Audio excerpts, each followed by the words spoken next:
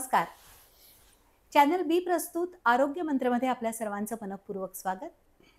Ranganath hospital Kolhapur आणि Gokul IVF सेंटरचे संचालक डॉक्टर प्रवीण हेंद्रे आपल्यासोबत आहेत. डॉक्टर साहेब नमस्ते. मंडळी, कसं आहे ना, की ज्या वेळेला आपण आपल्या शरीराबद्दल जाणून घेत असतो तेव्हा एक गोष्ट लक्षात येते की शरीर हे फक्त श्वासावर चालत नाही किंवा रक्तावर चालत नाही, तर त्या शरीराच्या भरण पोषणासाठी अनेक गोष्टी अपेक्षित असतात. जसं की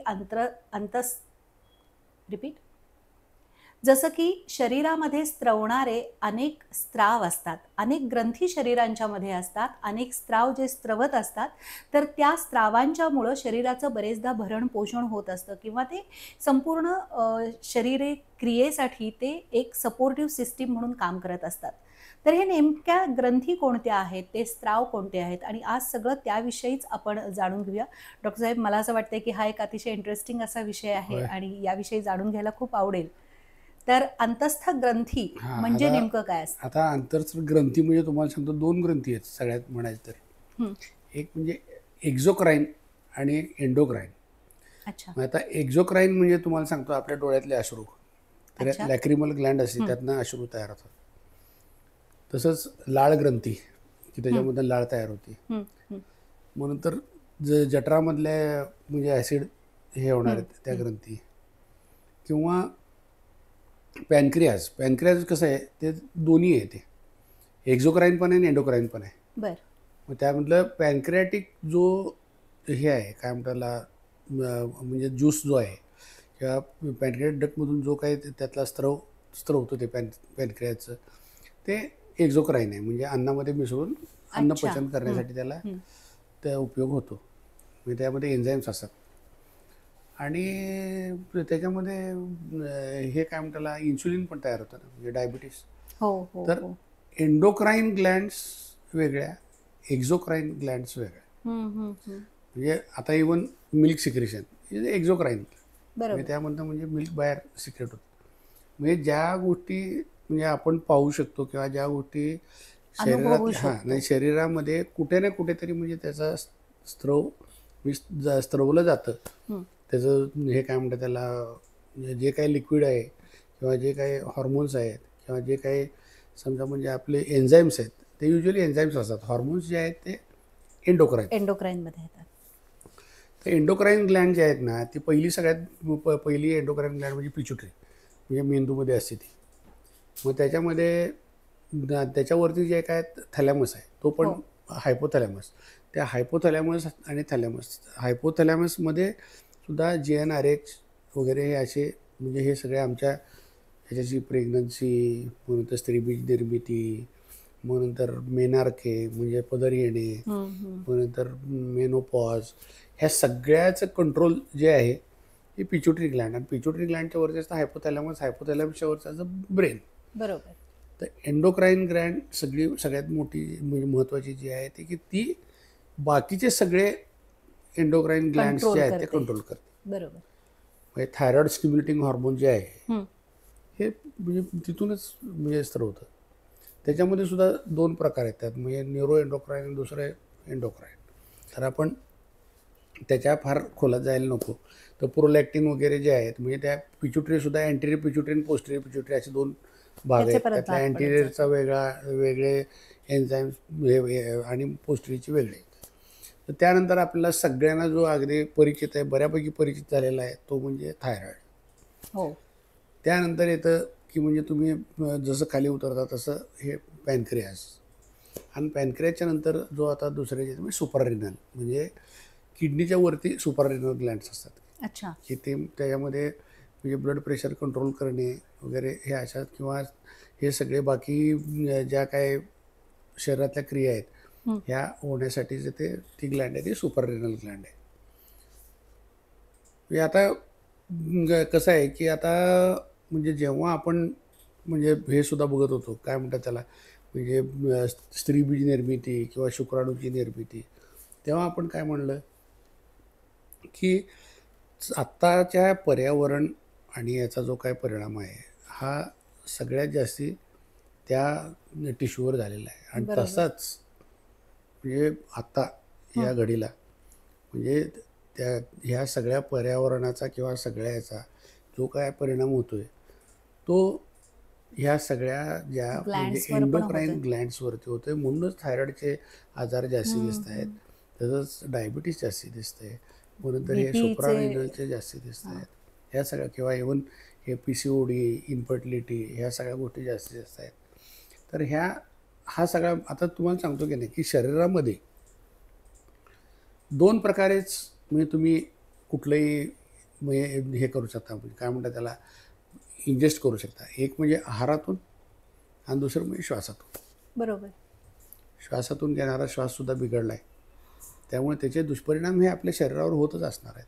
बरोबर. त्याचे फक्त काय माहिती आहे का, की कुणी अजून ते जेव्हा बघा तुम्ही की जी म्हणजे पॉप्युलेशन आपलं जंगलात राहतं किंवा कुठेतरी डोंगरात राहतं, त्यांनाही असले काही जास्त आजार नाही आहेत. ते डायबिटीस जास्त त्यांच्यात काटक जास्ती असतं. नाही. काटक नाही त्यांना. नाही, बेसिकली त्यांना शरीरावर परिणाम कशाने होणार? एक तर म्हणजे तुम्ही जे काही इनहेल करताय, म्हणजे श्वास किंवा जो जे घेताय खाताय त्याच्यामुळं आणि होणार. खाताय, खायच्या पद्धती सगळ्या बदलल्या. बदललेत. दुसरी गोष्ट म्हणजे खायच्या पद्धती बदलल्या आहेतच आहेत. लाईफस्टाईल बदलली, खायच्या पद्धती बदलल्या, परत त्यात व्यायाम नाही. तिसरी गोष्ट म्हणजे तुम्ही पूर्वी जसं म्हणजे मेंटल पीस जो होता तो पण आता हरवलेला आहे, कारण सगळं जग पळायला लागलं. पळायला लागलं. किती पण पळायचं? मग या ज्या ग्रंथी तुम्ही आता ज्या सगळ्या सांगितल्यात, तर त्या ग्रंथींच्या मधनं स्त्रवणारे जे सगळे स्त्राव आहेत ते सगळे शरीराला तितकेच गरजेचे आहेत? कारण शरीराला बरेचदा असं नाही, होतं की शरीराला गरजेचे आहेत म्हणून तर ते स्त्राव आहेत. निरर्थक स्त्राव असायचं काय कारण आहे? नाही नाही, बरेचदा असं होतं ना की एखादी ग्लँड काढून टाकली तरी त्याचा फारसा काही परिणाम होत नाही नाही. नाही, आता ग्लँड, आता वेगवेगळ्या ग्लँड प्रमाणे त्याचं म्हणजे वर्गीकरण आहे. की समजा आता हे असेल, काय म्हणतात त्याला, तुमचं थायरॉईड काढलं, काही वेळेस म्हणजे थायरॉईडचे म्हणजे जर काय आजार होतात कधी कधी की त्याच्यामध्ये गाठी होतात किंवा एकदमच म्हणजे त्याच्यामध्ये सुद्धा म्हणजे हे काय म्हणतात त्याला, त्याच्यामध्ये ॲक्टिव्ह नोड्यूल एक असतं आणि दुसरं म्हणजे कोल्ड सिस्ट पण असतं. तर ते ॲक्टिव्ह जेव्हा असतं की नाही, म्हणजे तेव्हा हायपर थायरॉईड होण्याची शक्यता जेव्हा वाटते तेव्हा संपूर्ण थायरॉईड काढलं जातं आणि त्या जागी त्याचं फक्त रिप्लेसमेंट करतात. अच्छा. तर आणि दुसरी गोष्ट म्हणजे आत्ता या घडीला थायरॉईड, आता आम्ही जेव्हा शिकत होतो तेव्हा थायरॉईड पार्रियर होतं, म्हणजे हायपोथायरॉईड. जसा स्त्राव कमी झाल्यावर त्याला हायपोथायरॉईड होतं, तसं स्त्राव कमी झाल्यावर हायपर थायरॉईडसुद्धा होतं त्यात. अच्छा. म्हणजे तुम्ही थायरॉईडचं हे काय म्हणतात त्याला, हायपर थायरॉईड जर झालं तर मग त्याचं हे काय स्त्रवणं जे आहे हे कमी करण्यासाठी काही वेळेस म्हणजे त्याच्या निओमर्कॅझॉलच्या वगैरे त्या गोळ्या आहेत त्या खायला लागतात. इवन प्रेग्नंट झालेल्या पेशंटला सुद्धा त्या कंटिन्यू करायला लागतात प्रेग्नन्सी. पण त्याचे काय म्हणजे शरीरावर काय परिणाम होत असतात? आता तुम्हाला थायरॉईडमध्ये शरीरावर परिणाम म्हणजे काय माहिती आहे का, एक्झॉप्थॅल्मस म्हणजे तो पेशंट जो आहे ना त्याचं एक तर म्हणजे बेझल पल्स रेट वाढलेला असतो.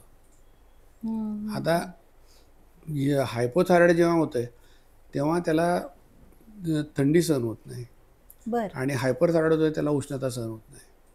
मग मग छातीत धडधडणे, मग नंतर पल्स रेट वाढणे किंवा डोळे असे बाहेर येणे, म्हणजे हे सगळ्या हे जी लक्षणं आहेत पण ही फार उशिरा येतात. त्यापूर्वी थायरॉईड तुम्ही तपासलं की त्याचं सगळ्यात महत्त्वाचं म्हणजे TSH जे आहे ना, म्हणजे मेंदूतून स्त्रवणारं म्हणजे आपल्या पिच्युटरीतनं स्त्रवणारं TSHचं जे प्रमाण आहे रक्तातलं, त्याच्यावरती हायपर थायरॉईड आहे का हायपोथायरॉईड आहे हे कळतं. आणि त्यातल्या त्यात म्हणजे प्री T3 आणि T4 म्हणजे थायरॉईडचे ग्रंथीमधून स्त्रवणारे जे हे हार्मोन्स आहेत, म्हणजे T3 आणि T4 हे 2 हार्मोन्स आहेत की त्याचं प्री T4 जे आहे ह्याच्यावरती ते हायपर थायरॉईड आहे का नाही हे ठरतं. पण हायपर थायरॉईडचं म्हणजे प्रमाण जे आहे ना हे पब्लिकमध्ये खूप कमी आहे. अच्छा. हायपोथायरॉईडचं प्रमाण जास्ती आहे आणि हायपोथायरॉईडचं प्रमाण म्हणजे आता तर म्हणजे प्रेग्नन्सीमध्ये तर जवळजवळ कंपल्सरी आम्ही तपासतोच ते. कारण हायपोथायरॉईड जर काय समजा स्त्री असेल त्याचा सगळ्यात मोठा दुष्परिणाम असा आहे की त्याचं बाळ जे आहे हे त्याच्यावर त्याचा परिणाम होऊ शकतो, त्याच्या वाढीवर परिणाम होऊ शकतो किंवा दुसरी गोष्ट म्हणजे बाळालासुद्धा म्हणजे त्याची ग्रोथ कमी होती. त्यामुळं थायरॉईडचं प्रमाण किती आहे हे प्रेग्नन्सी म्हणजे न होण्यासाठी सुद्धा कारणीभूत आहे, म्हणजे हायपोथायरॉईड. ॲट द सेम टाईम म्हणजे बाळावर सुद्धा दुष्परिणाम होतात. मग त्यामुळं त्याला कंपल्सरी हे तपासणी. आता तुम्हाला म्हणजे जनरल पॉप्युलेशनमधले त्याचं जे प्रमाण आहे ते वेगळं आहे आणि प्रेग्नन्सीमधलं प्रमाण वेगळं आहे. अच्छा. तर जनरल पॉप्युलेशनमध्ये 4 ते 5 पर्यंत TSH असलं तरी बास असतं. पण त्याच्यामध्ये प्रेग्नन्सीमध्ये 2.5 असं स्टँडर्ड त्याचं प्रमाण स्टँडर्ड दिलेलं ठेवलं आहे. आहे की म्हणजे 2.5 पर्यंत TSH मेंटेन करायला मेंटेन लागतं. व्हायला पाहिजे. मग ते 2.5 मेंटेन करण्यासाठी मग तुम्हाला थायरॉइडचा आता डोस कमी किंवा जास्ती तो ॲडजस्ट करायला लागतो. थायरॉइड मी स्वतः 30 वर्ष हायपोथायरॉइडचा माणूस आहे. हो. पण मी तुम्हाला बरं. सांगतो हायपोथायरॉइड जे आहे ना इज अ बेस्ट एकदम मस्त आजार आहे. काय प्रॉब्लेम नाही. कारण बाकीच्या ब्लड प्रेशरचे कॉम्प्लिकेशन जास्ती होतात. हे काय काय डायबिटीसचे कॉम्प्लिकेशन जास्ती होतात. असं हायपोथायरॉइडचं काय नाही. तुम्ही हायपोथायरॉइडची गोळी त्याचं एकच आहे. हायपोथायरॉइडमध्ये एल्ट्रॉक्सिन किंवा थायरॉक्सिनची जी काही गोळी आहे म्हणजे जी हॉर्मोनची गोळी आहे ही इझिली अवेलेबल आहे आणि ते स्वस्त आहे. पण फार काय महाग नाही. सकाळी उठल्याबरोबर काहीही खाण्यापिण्यापूर्वी अनुषपोटी ते तुमचे जे काय डोस आहे थायरॉइडचा तेवढा तुम्ही घेतला की तुम्ही दिवसभरासाठी रिकामे. आता तुम्हाला सांगतो थायरॉइड म्हणजे कसं थायरॉइडचं लक्षण म्हणजे हायपोथायरॉइड आहे हे आता माझ्या आईला आहे हे म्हणजे होतं बहिणींना आहे हे फॅमिली डिसीज असतो. बर. तर त्यामुळं त्यात सगळ्यात महत्त्वाचं काय होतं माहिती आहे का की तो माणूस जो आहे तो डल होतो जरासा. ते कुणी शोधलं आमच्या बायकोनं शोधलं. ते आमचा मित्र आहे दयानंद नाईक नावाचा मिरजेचा तो आला होता. त्याला म्हणले हे जरा डल झाले रे म्हणली ती. म्हणली डल झाले चला म्हणले. मग ते तेव्हा फक्त एंडोक्रायनॉलॉजिस्ट पटवर्धन म्हणून आहेत ह्याला मिरजेला. मग त्यांच्याकडे गेलो. त्याने ते हायपोथायरॉइड डायग्नोज केलं 30 वर्षापूर्वी. दररोज आम्ही आपल्या सकाळी गोळी खातोय पण त्यात काही म्हणजे त्याचे काय दुष्परिणाम गोळी खाल्ली तर काहीही दुष्परिणाम होत नाहीत. पण गोळी जर नाही खाल्ली तर मग मात्र मिक्सिडिमा नावाचा आजार होतो की याच्यामध्ये म्हणजे तुमच्या सगळ्या संपूर्ण अंगावर सूज येते. तुम्हाला ॲनिमिया होऊ शकतो. परत नंतर तुम्हाला हे काय म्हणतात हार्ट फेल्युअर होऊ शकते. ह्या सगळ्या गोष्टी होऊ शकतात. त्यामुळे थायरॉइडची गोळी खाल्ली की तुम्ही युअर आउट ऑफ डेंजर. त्यामुळं थायरॉइडचा आजार असणं हायपोथायरॉइड हे म्हणजे फार काय मोठं नाही आहे. तर त्याच्या गोळ्या नियमित खाणं हे एकच त्यातलं पथ्य आहे.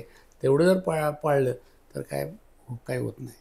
नक्कीच. आता डॉक्टरनी सांगितलं तसं की एखाद्या अंतस्थ ग्रंथीबद्दल समजा जर का काही त्रास असेल तर त्याचं जे निदान झाल्यानंतर डॉक्टरनी दिलेला जो डोस आहे तो जर का घेतला तर या ग्रंथी व्यवस्थित काम करू शकतात. हे थायरॉइडच्या बाबतीत त्यांनी सांगितलं. अजूनही काही प्रश्न आहेत विचारूया ब्रेक नंतर. आरोग्य संवर्धन आणि विविध आजारांविषयी जनजागृती करणारा चॅनल बी चा कार्यक्रम आरोग्य मंत्र. आजाराची लक्षणं, खबरदारी आणि उपचार पद्धती याबद्दल माहिती मिळेल तज्ज्ञ आणि अनुभवी डॉक्टरांकडून. आरोग्य मंत्र मध्ये पहा रंगनाथ हॉस्पिटलचे स्त्रीरोग तज्ज्ञ डॉक्टर प्रवीण हेंद्रे यांना. या कार्यक्रमात आपण त्यांच्याशी IVF म्हणजे काय, संतुलित आहार कसा असला पाहिजे, फायब्रॉइड म्हणजे काय, 2 सीझर झाले तर रिस्क नेमकी कोणती असते, लहानपणापासून मुलींची वाढ होत असताना त्यांच्या आरोग्याची काळजी कशी घ्यायची या सर्वांविषयी संपूर्ण माहिती. आरोग्य मंत्र दर शनिवार सायंकाळी 7:30 वाजता 532 क्रमांकाच्या बी चॅनलवर. ब्रेक नंतर पुन्हा एकदा आपल्या सर्वांचं मनपूर्वक स्वागत चॅनल बी प्रस्तुत आरोग्य मंत्रामध्ये. डॉक्टर मला सांगा की मगाशी तुम्ही थायरॉइडबद्दल तर सगळं सांगितलेलंच आहेत आणि त्यासाठी रोजची एक गोळी ही हायपोथायरॉइडसाठी की ती जर का घेतली तर त्याचा फारसा काही त्रास नाही की जसा आपल्याला ब्लड प्रेशरला त्रास होतो किंवा इतर कुठल्या अंतस्थ ग्रंथींच्या स्त्रावामुळे जर का काही त्रास होत असेल तर त्याच्याऐवजी हायपोथायरॉइड हे त्यातल्या त्यात बरा आजार असं. बरा आजार म्हणजे गोळ्या खात राहिला तर 100% बरा आजार आहे. म्हणजे त्याच्यामुळे काय तर कॉम्प्लिकेशन होतं. हे बघा ब्लड प्रेशर असेल तर तुम्हाला अर्धांगवायूचा झटका येऊ शकतो. बरोबर. हार्ट अटॅक येऊ शकतो. त्याच्यामध्ये फक्त गोळी जर नाही खाल्ली तर तुम्हाला मिक्सिडिमा होणार आणि माणूस अतिशय डलच होतो तो. त्यात काही प्रश्न नाही.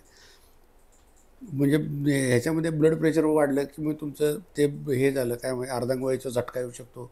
कुठेतरी रक्तस्राव होऊ शकतं. नंतर हार्ट अटॅक येऊ शकतो. म्हणजे किंवा हे काय म्हणतात त्याला तुमचे नसा जर का समजा टणक झाल्या तर पायाला जखमा होतात की ज्या म्हणजे बऱ्या होत नाहीत. सेम डायबिटीसवरती सुद्धा डायबिटीस जेव्हा होतो तेव्हा तुम्हाला पेरिफेरल न्यूरोपॅथी होती. डायबिटीसचा हार्टवरती सुद्धा परिणाम होतो. डायबिटीसचा म्हणजे संपूर्ण शरीरातल्या सर्व अवयवांवरती परिणाम होऊ शकतो. तर थायरॉइडचं काय नाही हो. म्हणजे ते पण म्हणजे तुम्ही त्याचं ॲक्युरेट ह्या सगळ्या गोष्टी इव्हन आता ब्लड प्रेशर जे आहे ना, तर ब्लड प्रेशरसाठी ज्या काही टॅबलेट्स आहेत हे रेग्युलर तुम्ही जरी घेतल्या, तुमचं ब्लड प्रेशर कंट्रोलमध्ये गेलं तर हे कॉम्प्लिकेशन्स काय होत नाही. आणि सगळ्यात महत्त्वाची गोष्ट काय माहिती आहे का, हे जे आजार आहेत म्हणजे समजा ब्लड प्रेशर किंवा डायबिटीस किंवा थायरॉईड, हे सगळे आजार जे आहेत ना, हे आजार झाल्यानंतर लगेच काय तर कळतं असं नाही आहे. त्याची कॉम्प्लिकेशन म्हणजे हायपोथायरॉईडचं मिक्सिडिमा झाला, ते आता काय म्हणजे लकीली म्हणजे त्या काळामध्ये 30 वर्षापूर्वी ते समजलं म्हणून झालं. पण आता रेग्युलरली ते चेकअपच केलं जातं. म्हणजे चेकअप केल्यावर तुम्हाला ब्लडमध्ये दिसलं की लगेच ती गोळी सुरू करतात. त्यामुळं अगदी 12.5 मायक्रोग्रॅम त्याला म्हणायचं, 12.5 मायक्रोग्रॅमपासून त्या गोळ्या आहेत. 12.5 आहे, 25 आहे, 50 आहे, 75 आहे, 100 आहे, 125 आहे. म्हणजे तुमच्या TSH जे आहे, थायरॉइड स्टिम्युलेटिंग हॉर्मोन, याचं प्रमाण किती आहे याप्रमाणे ते टायट्रेट केलं जातं. म्हणजे समजा ते वाढलं की त्या गोळ्या दिल्या जातात. आणि म्हणजे बऱ्यापैकी हा म्हणजे लाईफ लाँग राहणारा आजार आहे. तर मी तर म्हणजे पेशंटांना सांगतो की हे जिंदगी के साथ भी जिंदगी के बाद भी. म्हणजे समजा काय नंतरसुद्धा त्याला मडक्यामध्ये थायरॉइडची गोळी ठेवली तरच कराय, म्हणजे असं सांगितल्यावर ते आयुष्यभर खात राहतात. कारण गोळ्या खाल्ल्या की तुमचं संपलं बघा, आजार संपला तर म्हणजे हायपोथायरॉइडचा. आता त्याच्यावरनं एक मला सहज आठवलं म्हणून सांगते की एका डॉक्टरनी असंच एक प्रिस्क्रिप्शन लिहून देताना बीपीच्या ज्या गोळ्या होत्या त्याच्यासाठी सांगितलं होतं की ही बीपीची गोळी आणि त्याच्यानंतर सकाळची ही गोळी आणि रात्रीची ही गोळी ह्या कधीपर्यंत घ्यायच्या, असं जेव्हा त्या पेशंटनी विचारलं तर त्यांनी सांगितलं होतं की जोपर्यंत वैकुंठ धामला जात नाही तोपर्यंत या गोळ्या कायम घ्यायच्या. असं काहीसं झालं हे की आयुष्यभरासाठीच्या या गोळ्या नाही असतात. नाही, ब्लड प्रेशर सुद्धा तुम्हाला सांगतो की नाही, ब्लड प्रेशर एकदा तुमचं झालं, ब्लड प्रेशर आणि डायबिटीस, आता हायपोथायरॉइडचा आहाराचा फार म्हणजे त्याच्यावर संबंध नाही आहे. पण तरीसुद्धा काही आहार आहेत ते सांगतात की म्हणजे कॅबेज वगैरे हे खाल्लं की होतं वगैरे, पण ते काय असं प्रूव्ह नाही आहे, म्हणजे सांगितलं जातं. पण डायबिटीस आणि ब्लड प्रेशर जे आहे की नाही, ह्याच्यावर मात्र तुम्हाला सांगतो आहाराचे त्याच्यावरती आता एक तर म्हणजे फॅमिली हिस्ट्री जर असेल तुमच्याकडं, म्हणजे तुमचे आई वडील आजोबा आजी हे ब्लड रिलेशनमध्ये ज्यांना कोणाला ब्लड प्रेशर असेल किंवा डायबिटीस असेल तर तुम्हाला होण्याची शक्यता दाट आहे. कारण ते अनुवंशिकता त्याच्यामध्ये येतेच. जसं हायपोथायरॉइडचं सुद्धा येतं तसंच त्यात पण अनुवंशिकता येते. तो तर आपण बदलू शकत नाही. बरोबर. बदलू शकतो दोनच गोष्टी, आपण श्वास कुठला घेतो हे पण बदलू शकत नाही. एक म्हणजे आहार काय आपण घेतो आणि दुसरी गोष्ट म्हणजे आपण व्यायाम काय करतो, आणि तिसरी गोष्ट म्हणजे तुमचं मनस्वास्थ्य किती आहे. म्हणजे म्हणून तुम्हाला सांगतो की नाही की आपल्या संस्कृतीमध्ये योग विद्येला इतका म्हणजे हे महत्त्व का दिलेलं आहे, तर त्याचं कारणच आहे ते की म्हणजे आज परदेशातल्या लोकांनी सुद्धा म्हणजे ते आता त्यांनी आता म्हणजे आता अंगीकारलेलं आहे, स्वीकारलेलं आहे. आणि त्यांनी आता म्हणजे ते सांगायला लागले म्हणून आम्ही करायची आता वेळ आलेली आहे. तर त्याच्यामध्ये कसं आहे माहिती आहे का की म्हणजे हे प्राणायाम जे आहेत, प्राणायाम, श्वासाचे व्यायाम आणि हे योगाचे 2 आहेत ना गोष्टी. म्हणजे एक म्हणजे हे श्वासाचे व्यायाम प्राणायाम आणि दुसरी गोष्ट म्हणजे ते आसनं. बरोबर. आसन हे म्हणजे तुम्ही म्हणजे व्यायाम झाला, थोडा शारीरिक हालचाल झाली.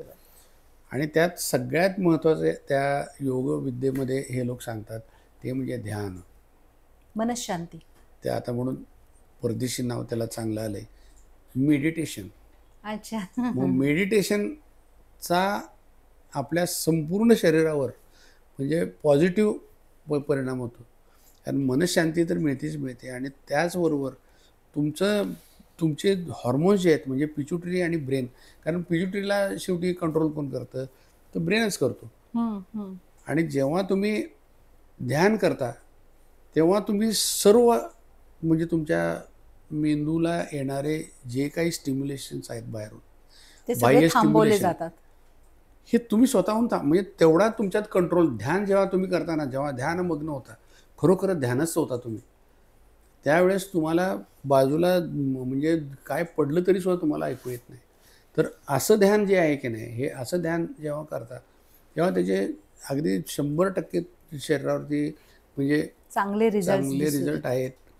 मी जरी ॲलोपॅथीचा डॉक्टर असलो तरी मी सांगतो की हे श्वासाचे व्यायाम जे आहेत, म्हणजे समजा प्राणायाम, हे आद्यनाडी, हे काय इडा पिंगळा वगैरे ह्या सगळ्या गोष्टी काय आहेत की नाही, आमची मुलं त्याला म्हणतात हे काय इडा आणि पिंगळा वगैरे.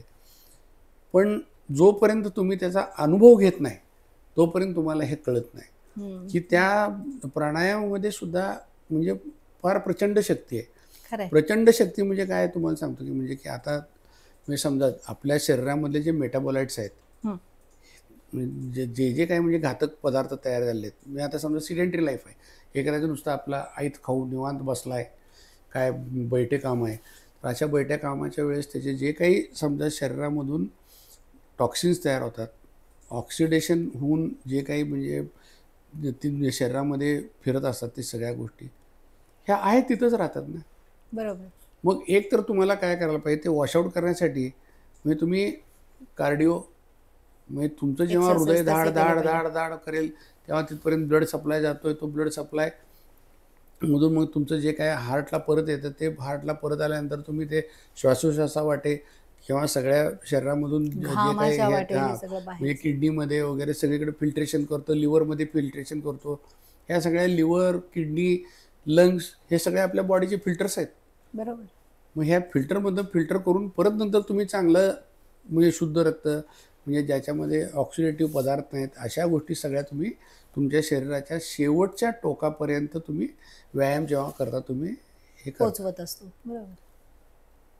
लोकांना पटत नाही, पण हे जे श्वासाचे व्यायाम आहेत किंवा समजा हे ब्रह्मविद्या वगैरे हे लोक करतात, तर ह्या ती माणसं म्हणजे 150-150 वर्ष 200-200 वर्ष कशी जगत होती. त्यांचा जेव्हा ते ध्यान जेव्हा करतात तेव्हा त्यांचा बेजल मेटाबॉलिक रेट हा जो आहे तो ड्रॉप होतो. त्यांची हार्ट रेटसुद्धा कमी होतात. हार्ट रेट म्हणजे गरजच नाही ना. आता मी जर का समजा ॲक्टिव्ह आहे तर मला माझ्या हार्टला जास्ती काम द्यायलाच लागतं.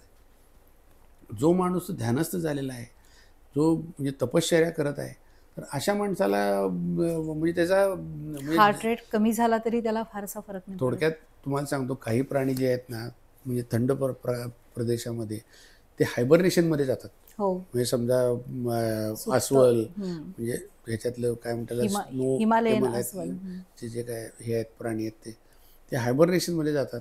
हिमनिद्रा म्हणतात त्याला. हां, मग इवन बेडूकसुद्धा हायबरनेशनमध्ये जातं. मग त्यावेळेस त्याचा श्वास अतिशय संत चाललेला असतो, त्याचा बेजल मेटाबॉलिक रेट कमी झालेला असतो.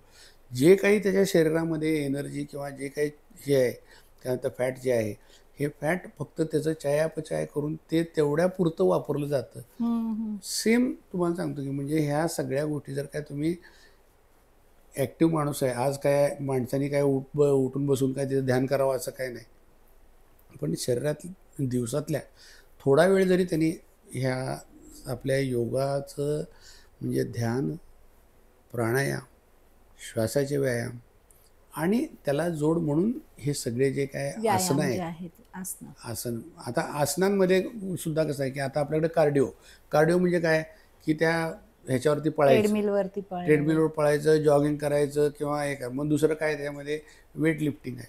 तर वेट लिफ्टिंग ह्याच्यामध्ये कसं आहे की त्याच्यामध्ये तुम्ही स्ट्रेचिंग आणि म्हणजे ताण तुम्ही देता ह्याला सगळ्या शरीर मसल्सना. मसल्सना. तर आपल्या योगासनांमध्ये बरेच योगासनं अशी आहेत की त्याच्यामध्ये कार्डिओ पण आहे हो. आणि ॲट द सेम टाईम म्हणजे त्या मसल्सना ताण द्यायचा आहे. तर हे ताण जेव्हा तुम्ही देता ना तेव्हा ह्याचे खरोखर शरीरावरती चांगले परिणाम होतात. म्हणजे थोडक्यात व्यायाम, योगा, योग साधना, त्याच्याबरोबर तुमचं आहार आणि मनःशांती आणि ह्या सगळ्या गोष्टी जर केल्या तर तुमचं झालेलं ब्लड प्रेशर कमी होऊ शकतं. बर. डायबेटीस ह्या कमी होऊ शकतो. मी पूर्ण आता जे तुमच्याकडनं म्हणजे अनुवंशिकतेनं आलेलं आहे हे काय तुम्ही बदलू शकणार नाही आहे, परंतु हे कमी होऊ शकतं. म्हणजे तुम्हाला लागणारे डोसेस ते कमी होऊ शकतात. त्याचबरोबर त्याची कॉम्प्लिकेशन्स जे आहेत हे सुद्धा कमी होऊ शकतात. तर म्हणून मी तुम्हाला सांगतो की नाही की म्हणजे ही सर्वांगीण ही आहे, काय म्हणतात त्याला, जीवन पद्धती आहे. म्हणजे फक्त व्यायाम व्यायाम व्यायाम, आता तुम्हाला सांगतो व्यायाम व्यायाम व्यायाम म्हणतो ना आपण. तुम्ही कुठला तरी योगी तो ध्यानाला बसलाय आणि हार्ट अटॅक येऊन मेलाय असं कधी काय ऐकलंय का? पण मॅरेथॉनवरून पळणाऱ्या माणसं म्हणजे ऑन द स्पॉट एक्सपायर झालेली आपण बघतो. बरोबर. म्हणजे कार्डिओ, आता जो माणूस 22 किलोमीटर पळतोय त्याला हार्ट अटॅक याचं कारण काय? मग तसं ते सांगतो ना तुम्हाला की हा म्हणजे शेवटी तुम्हाला जे काही करायचं आहे तर हे सगळं एकत्रीकरण करून जर काय आयुष्य जगू शकला, म्हणजे आपल्याला पुन्हा एकदा म्हणजे आपली संस्कृती, आपलं पूर्वजांनी ज्या काही गोष्टी सांगितल्या आहेत त्या, सकस आहार पद्धती, निरोगी राहण्याची हे सवय, मग नंतर चांगलं ऑक्सिजनमध्ये जाऊन फिरायला जायची सवय, ह्या सगळ्या गोष्टींमुळे तुम्हाला सांगतो की जे म्हणजे ते डायबिटीसचं जे पॅनक्रियाचं जे काय ग्रंथीचं जे हे आहे, काय म्हणतात त्याला, सिक्रिशन आहे, हे सुद्धा वाढू शकते. ब्लड प्रेशर सुद्धा तुमचं कंट्रोलमध्ये येऊ शकते. तर हे थायरॉइडचा त्रास कमी होऊ शकतो. थायरॉइडचा त्रास सुद्धा कमी होऊ शकतो.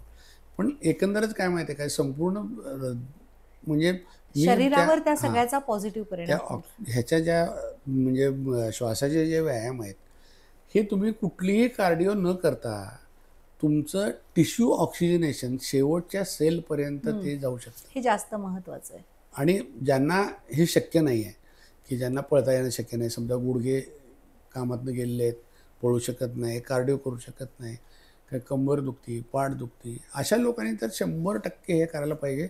आणि ॲट द सेम टाईम आपल्या तोंडावर थोडासा ताबा ठेवला पाहिजे. आपण मला वाटतं आहारावरती भरपूर म्हणजे हे केलेलं आहे, तर त्यांनी तर त्याच्यावर त्यांनी परत जाऊन पहिले जे काय 3-4 एपिसोड आहेत आपले हे बघावे.